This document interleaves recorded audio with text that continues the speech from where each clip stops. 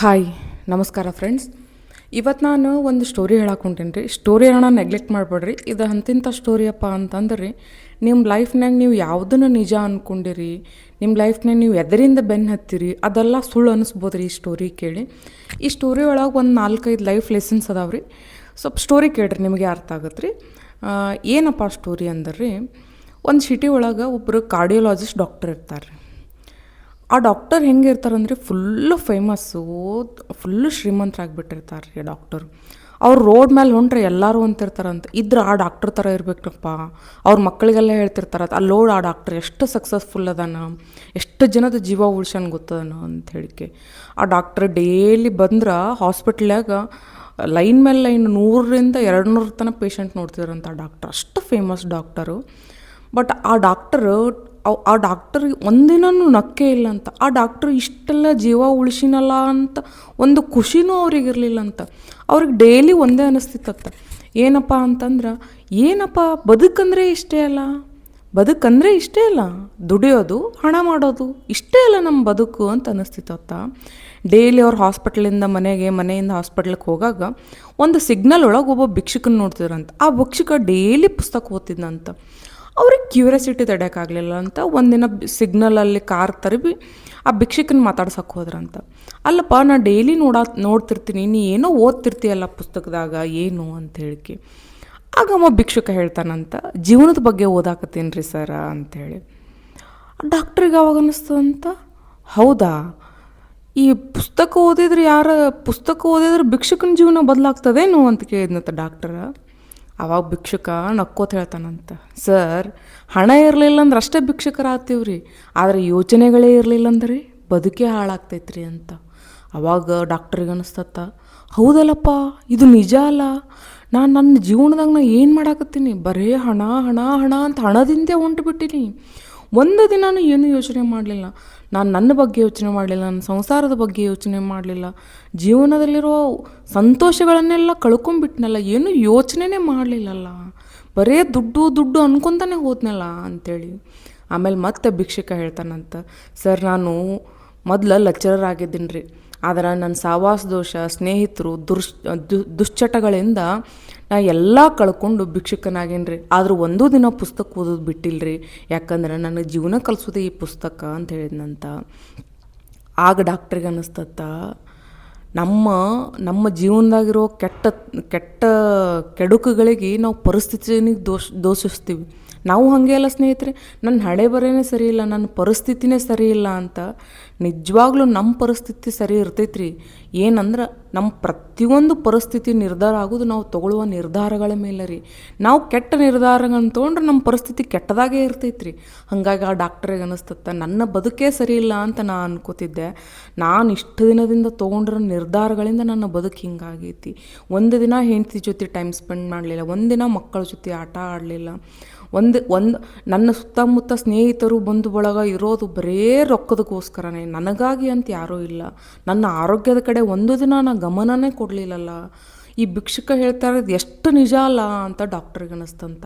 ಹೌದಲ್ಲ ಸ್ನೇಹಿತರೆ, ನಾವು ಕೂಡ ಹಾಗೆ ಅಲ್ಲ. ಎಲ್ಲರೂ ದುಡ್ಡು ಬೇಕು, ದುಡ್ಡು ಬೇಕು, ದುಡ್ಡು ಬೇಕು, ದುಡ್ಡು ಬೇಕು, ನಿಜ. ದುಡ್ಡು ಇರಲಿಲ್ಲ ಅಂದರೆ ನಮ್ಮ ಸಂತೋಷ ಹೆಂಗಿರ್ತೀವಿ, ನಮಗೆ ಬೇಕಾದ ಒಂದು ವಸ್ತುಗಳನ್ನ ತೊಗೋಬೇಕಂದ್ರೆ ಅದಕ್ಕೆ ದುಡ್ಡು ಬೇಕೇ ಬೇಕು.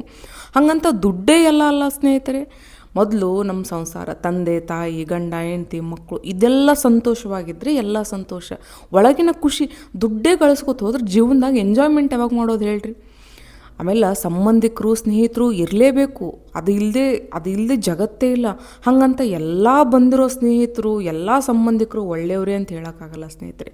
ಈಗ ಎಲ್ಲ ಬರೋರು ದುರುದ್ದೇಶದಿಂದೇ ಬಂದಿರ್ತಾರೆ. ಹಾಗಾಗಿ ಮೊದಲು ನಾವು ಅರ್ಥ ಮಾಡ್ಕೋಬೇಕು, ಒಳ್ಳೆಯವ್ರು ಯಾರು, ಕೆಟ್ಟವ್ರು ಯಾರು ಜೀವನದಾಗ ಅಂತೇಳಿ. ಬರ್ತಾ ಇದ್ದಾರೆ, ನಮ್ಮನ್ನು ಸಂಭ್ರಮಿಸ್ಲಾಕತ್ತಾರ, ನಮ್ಮನ್ನು ಹೊಗಳಾಕತ್ತಾರ ಅಂದ್ರೆ ಯಾರೂ ಒಳ್ಳೆಯವ್ರು ಇರಂಗಿಲ್ಲ ರೀ. ಕೆಟ್ಟವರು ಇರ್ತಾರೆ, ಒಳ್ಳೆಯವರು ಇರ್ತಾರೆ ಜೀವನದಾಗ. ಹಾಗೆ ಡಾಕ್ಟ್ರು ಮತ್ತೆ ಭಿಕ್ಷಕನಿಗೆ ಕೇಳನ್ನತ್ತ, ಆಯ್ತಪ್ಪ, ಎಲ್ಲ ಕಳ್ಕೊಂಡಿನಿ, ಲೆಕ್ಚರರ್ ಅಂತಿ, ಮತ್ತೆ ಯಾಕೆ ನೀವು ಪ್ರಯತ್ನ ಮಾಡಲಿಲ್ಲ ಅಂತ. ಭಿಕ್ಷಕ ಅವಾಗ ಹೇಳ್ತಾನಂತ, ಪ್ರಯತ್ನ ಮಾಡತ್ತೀನಿ ರೀ ಸರ್, ಆದ್ರೆ ಒಳಗ್ಲಿಂತ ಮನಸ್ಲಿಂತ ಗೆಲ್ಲಬೇಕಲ್ರಿ, ಮನಸ್ಸಿಂದ ಗೆದ್ದರೆ ಅಷ್ಟೇ ನಾ ಜೀವನದಾಗ ಗೆಲ್ಲಬೇಕಲ್ಲ ಅಂಥೇಳಿ. ಹೌದಲ್ಲ ಸ್ನೇಹಿತರೆ, ನಾವು ಕೂಡ ಹಂಗೆ ಅಲ್ರಿ, ಜೀವನದಾಗ ಮನೆ ಬೇಕು, ಕಾರ್ ಬೇಕು, ಒಡವೆ ಬೇಕು, ಬಟ್ಟೆ ಬೇಕಂತ ಹೊಂಟು ಬಿಟ್ಟಿವ್ರಿ. ಒಳಗಿನ ಖುಷಿ ಬಗ್ಗೆ ವಿಚಾರೇ ಮಾಡೋಕತ್ತಿಲ್ಲ, ಬರೇ ಜನಕ್ಕೆ ತೋರಿಸೋದು. ನಾ ಮನೆ ಕಟ್ಟಿದೆ, ನಾ ಕಾರ್ ತೊಗೊಂಡೆ, ನಾ ಹಂಗೆ ಬದುಕಿದೆ, ನಾ ಹಿಂಗೆ ಬದುಕಿದೆ. ಹೌದು, ಅವೆಲ್ಲ ಇಂಪಾರ್ಟೆಂಟ್, ಅವೆಲ್ಲ ಫಸ್ಟ್ ಪ್ರಿಫರೆನ್ಸ್. ಬಟ್ ಅವೇ ಎಲ್ಲ ಅಲ್ಲಲ್ರಿ ಜೀವನದಾಗ. ಅದನ್ನೂ ಬಿಟ್ಟು ದೊಡ್ಡದೈತಿ ಲೈಫ್. ಒಳಗಿನ ಆತ್ಮವಿಶ್ವಾಸ ಐತಿ, ಒಳಗಿನ ಸಂತೋಷ ಐತಿ, ಒಳಗಿನ ಸುಖ ಐತಿ, ಎಲ್ಲನೂ ಜೀವನದಾಗ ಭಾಳ ಇಂಪಾರ್ಟೆಂಟ್ ಐತ್ರಿ. ಮೊದಲು ಅದನ್ನ ನಮ್ಮ ಒಳಗಿನ ಸಣ್ಣ ಮನಸ್ಸಿಗೆ ನಾವು ಸಂತೃಪ್ತಿ ಕೊಡೋಣ್ರಿ, ಆಮೇಲೆ ಹೊರಗಿನ ಜಗತ್ತು, ಆಮೇಲೆ ಹೊರಗಿಂದ ಎಲ್ಲ ರೀ. ಹಂಗಂತೇಳಿ ದುಡ್ಡೇ ಎಲ್ಲ ಅಲ್ಲ ಅಂದ್ರೆ ದುಡ್ಡು ಇರ್ಲಾರೆ ಏನೂ ಜೀವನನೇ ಇಲ್ಲರಿ. ದುಡ್ಡು ಬೇಕು, ಆದರೆ ದುಡ್ಡೇ ಜಗತ್ತಲ್ರಿ. ಜೀವನದಲ್ಲಿ ನಮಗೆ ಎಷ್ಟು ಮಟೀರಿಯಲಿಸ್ಟಿಕ್ ವಸ್ತು ಇರ್ತೀವಿ, ಎಷ್ಟಿರ್ಬೇಕು ಅಷ್ಟೇ ಇರ್ಬೇಕು ರೀ. ನಮ್ಮ ಜೀವನದಾಗ 100% ನಾವು ಮಟೀರಿಯಲಿಸ್ಟಿಕ್ ಪರ್ಸನ್ ಆಗ್ತೀವಿ ಅಂದ್ರೆ ಭಾಳ ಕೆಟ್ಟಾಗಿಬಿಡ್ತೈತೆ ರೀ. ಆಮೇಲೆ ನಾವು ಡಾಕ್ಟರ್ ಹಂಗೆ ಜೀವನ ಆಗಿಬಿಡ್ತೈತೆ ರೀ. ಆಮೇಲೆ ಡಾಕ್ಟ್ರಿಗೆ ಅನಿಸ್ತತ್ತ ಜೀವನದಾಗ ಅವ ಒಬ್ಬನೇ ಭಿಕ್ಷಕನಲ್ಲ, ನಾನೂ ಭಿಕ್ಷಕನೇ. ನಾ ಶಾಂತಿಗಾಗಿ ಭಿಕ್ಷಕ, ಸಂತೋಷಕ್ಕಾಗಿ ಭಿಕ್ಷಕ. ನನ್ನ ಮನಸ್ಸಲ್ಲಿ ಶಾಂತಿನೇ ಇಲ್ಲ, ಸಂತೋಷನೇ ಇಲ್ಲ ಅಂಥೇಳಿ ಅವತ್ತಲಿತ್ತ ಡಾಕ್ಟರ ಡೈಲಿ ಒಂದು ಅರ್ಧ ತಾಸು ಪುಸ್ತಕ ಓದೋನ್ರಿ.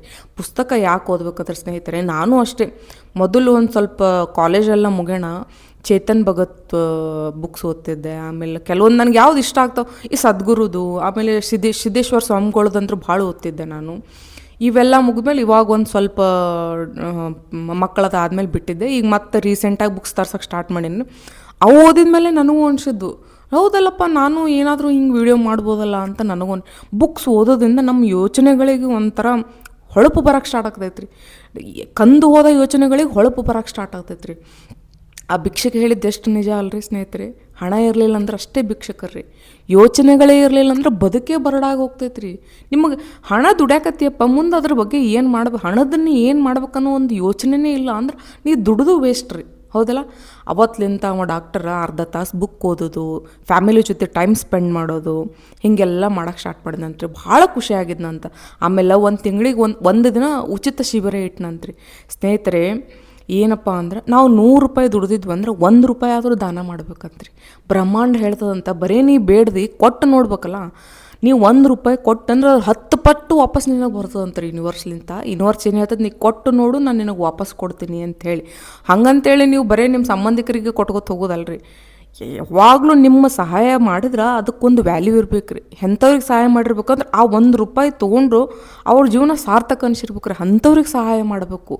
ನೀವು ಮಾಡೋ ಊಟ ಮಾಡೋ ಒಂದು ತುತ್ತ ಬಡವ್ರಿಗೆ ನೀಡ್ರಿ. 1 ರೂಪಾಯಿ ಯಾರು ನೀಡಿ ಪರ್ಸನ್ಸ್ ಇರ್ತಾರೆ ನೋಡ್ರಿ, ಒಂದು 10 ರೂಪಾಯಿ ಆದರೂ ದಾನ ಮಾಡಿದ್ರು ಅದು ದಾನನೇ. ಹಾಗಾಗಿ ಅವ್ನು ಉಚಿತ ಶಿಬಿರ ಇಡಾಕತ್ತಿಂದ್ರಿ ಅವ್ನಿಗೆ ಇಷ್ಟು ಸಂತೋಷ ಆಯ್ತದ ಜೀವನದಾಗ. ಅವ್ರು ಅಷ್ಟೆಲ್ಲ ಬಡವ್ರು ಹೊಗಳೋದ್ರಿಂದ ಅದರಿಂದನೇ ಖುಷಿ ತುಂಬಿವಂತ. ಎಷ್ಟೋ ದುಡ್ಡು ಗಳಿಸಿದ್ರು ಅಂಥ ಖುಷಿ ಸಿಗಂಗಿಲ್ಲ ರೀ, ಅಂಥ ಖುಷಿ ಸಿಗ್ತಂತ ಡಾಕ್ಟರ್ಗೆ. ಭಾಳ ಚೆನ್ನಾಗಿದ್ದಂತ. ಆಮೇಲೆ ಇದು ಖುಷಿಯಾಗಿರಾಗ ಮತ್ತೆ ಆ ಸಿಗ್ನಲ್ ದಾಟ್ ಹೊಂಟಾಗ ಭಿಕ್ಷಕನೇ ನೆನಪಾಯ್ತತ್ತ. ಭಿಕ್ಷಕನ ನೋಡಿದ ನಂತರ ಅದ್ರಲ್ಲಿ ಭಿಕ್ಷಕನೇ ಇರಲಿಲ್ಲಂತ. ಹಾಗೆ ಮುಂದೆ ಹೋದಾಗ ಒಂದು ಬೋರ್ಡ್ ಹತ್ತಿತ್ತಂತ, ಏನಂತ, free education for dropout student ಅಂತೇಳಿ. ಏನಿದು ವಿಶೇಷವಾಗೈತಲ್ಲ ಅಂತೇಳಿ ಒಳಗೆ ಹೋಗಿ ನೋಡ್ತಾನಂತ್ರಿ. ಅದೇ ಭಿಕ್ಷಕನಿದ್ನಂತ. ಅವ ಆಶ್ಚರ್ಯವಾಗಿ ಡಾಕ್ಟರ್ ಕೇಳ್ತಾನಂತ, ನೀನಿಲ್ಲಿ ನೀ ಏನು ಮತ್ತೆ ಎಜುಕೇಷನ್ ಸ್ಟಾರ್ಟ್ ಮಾಡ್ದ ಅಂತೇಳಿ ಕೇಳ್ತಾನಂತ. ಅವಾಗ ಭಿಕ್ಷುಕ ಹೇಳ್ತಾನಂತ, ಇವಾಗ ಭಿಕ್ಷುಕ ಅಲ್ರ ಅವ ಲೆಕ್ಚರರ್. ಅವಾಗ ಲೆಕ್ಚರರ್ ಹೇಳ್ತಾನಂತ, ಹೌದು ಸರ್, ನನ್ನನ್ನು ಭಿಕ್ಷುಕ ಅನ್ನೋದನ್ನು ಬಿಟ್ಟೆ, ಅಂದೇ ನಾನು ಹೊಸದಾಗಿ ಬದುಕನ್ನು ಕಟ್ಕೊಂಡೆ ಅಂತ ಹೇಳಿಕೆ. ಹಾಗಾಗಿ ಇದರಿಂದ ಏನು ಅರ್ಥ ಆಯ್ತು ಹೇಳ್ರಿ ಸ್ನೇಹಿತರೆ, ಹಣ ಇಲ್ಲಾರ್ದವ ಅಷ್ಟೇ ಬಡವ ಅಲ್ರಿ. ನಮ್ಮ ಜೀವನದಾಗ ನಾವು ಎಲ್ಲರೂ ಒಂದೊಂದು ಥರ ಬಡವ್ರಿ. ಒಬ್ರೊಬ್ರಿಗೆ ಹಣ ಇರಲ್ಲ, ಒಬ್ರೊಬ್ರಿಗೆ ಆತ್ಮವಿಶ್ವಾಸ ಇರಲ್ಲ, ಒಬ್ರೊಬ್ರಿಗೆ ಪ್ರೀತಿ ಇರಲ್ಲ, ಒಬ್ರೊಬ್ರಿಗೆ ಸ್ನೇಹ ಇರಲ್ಲ. ಎಲ್ಲರೂ ಒಂದಲ್ಲ ಒಂದು ರೀತಿಯಿಂದ ಭಿಕ್ಷುಕರೇ. ಹಣ ಬದುಕಿನಾಗ ಹಣ ಇರಲಿಲ್ಲ ಅಂದ್ರೆ ಸಮಸ್ಯೆ ಬರಂಗಿಲ್ಲ ರೀ. ಬದುಕಲ್ಲಿ ಯೋಚನೆಗಳೇ ಇರಲಿಲ್ಲ ಅಂದ್ರೆ ಸಮಸ್ಯೆ ಬರ್ತೈತೆ ರೀ. ಹಾಗಾಗಿ ನಾವು ಎದರಲ್ಲಿ ಭಿಕ್ಷುಕರಾಗಿವು ಅಂತ ನಮ್ಮನ್ನು ನಾವು ಅರ್ಥ ಮಾಡ್ಕೋಬೇಕ್ರಿ. ಪ್ರತಿಯೊಂದರಲ್ಲಿ ಭಿಕ್ಷುಕರೇ ಆಗ್ಯಾರ್ರಿ. ಆಮೇಲೆ ರೀ, ಎಲ್ಲ ಜಗತ್ತಿನಾಗಿರೋ ಪರ್ಸನ್ಸ್ ಯಾರೂ ಪರ್ಫೆಕ್ಟ್ ಇಲ್ಲ ರೀ. ಈಗ ನಾನು ಒಬ್ಬಳು ಮನುಷ್ಯಳೆ. ದೇವತೆಗಳಿಗೆ ಒಂದೊಂದು ಸಲ ಕೆಟ್ಟ ಸಂದರ್ಭಗಳು ಬಂದಿರ್ತಾವೆ, ಕೆಟ್ಟ ಆಲೋಚನೆಗಳು ಬಂದಿರ್ತಾವೆ ಅಂದ್ರೆ ನೀವೆಲ್ಲ ಯಾರು ಹೇಳ್ರಿ. ಆಮೇಲೆ ಎಲ್ಲ ಪರ್ಸನ್ನು 100% ಪ್ಯೂರ್ ಆಗಿರೋಕ್ಕಾಗಲ್ಲ. ಎಲ್ಲರ ಬಳಿ ಒಂದು ಒಳ್ಳೆ ಗುಣ ಅಂತಿರ್ತೈತೆ ರೀ, ಒಳ್ಳೆ ಕೆಟ್ಟ ಗುಣ ಅಂತಿರ್ತೈತೆ ರೀ. ನಾವೇನು ಮಾಡ್ಬೇಕಂದ್ರೆ ರೀ, ಕೆಟ್ಟದ್ದನ್ನೇ ಹೈಲೈಟ್ ಮಾಡ್ಬಾರ್ದು ರೀ. ಒಳ್ಳೆ ಗುಣ ಇರ್ತೈತಲ್ರಿ, ಆ ಮನುಷ್ಯ ಅಷ್ಟು ಒಳ್ಳೆ ಓದನಲ್ಲ ಅಂತ ಅವ್ನು ಹಿಡ್ಕೊಂಡು ಹೋಗ್ಬಿಡ್ಬೇಕು ರೀ. ಕೆಟ್ಟವ್ರು ಯಾರಿಲ್ಲ ಹೇಳ್ರಿ. ನೀವು ಭಾಳ 100% ಪರ್ಫೆಕ್ಟ್ ಇದ್ದೀರಾ. ಹಾಗಾಗಿ ಎಲ್ಲದರಲ್ಲಿ ನ್ಯೂನತೆ ತೆಗೆಯೋದನ್ನು ಬಿಡ್ಬೇಕು ರೀ. ಜೀವನದ ಮೌಲ್ಯ ಎದರಲ್ಲೇ ಐತೆ ಅಂದ್ರೆ ರೀ, ಒಳ್ಳೆಯದನ್ನು ಹುಡುಕೋದ್ರಲ್ಲೇ ಐತಿ. ಯೋಚನೆ ಮಾಡೋದ್ರಲ್ಲೇ ಐತ್ರಿ. ಹಾಗಾಗಿ ಒಳ್ಳೆ ಯೋಚನೆ ಮಾಡಿ ಒಳ್ಳೆಯದನ್ನೇ ಜೀವನದಾಗ ಅಳವಡಿಸ್ಕೊತ ಹೋಗಮ್ರಿ. ಈ ಸ್ಟೋರಿಯಿಂದ ನಿಮಗೆಲ್ಲ ಏನು ಅನ್ನಿಸ್ತಂತ ಕಮೆಂಟ್ ಮಾಡಿ ತಿಳಿಸ್ರಿ. ನನ್ನ ವಿಡಿಯೋ ಇಷ್ಟ ಆದಲ್ಲಿ ಲೈಕ್ ಮಾಡಿರಿ, ಸಬ್ಸ್ಕ್ರೈಬ್ ಮಾಡಿರಿ. Thank you so much.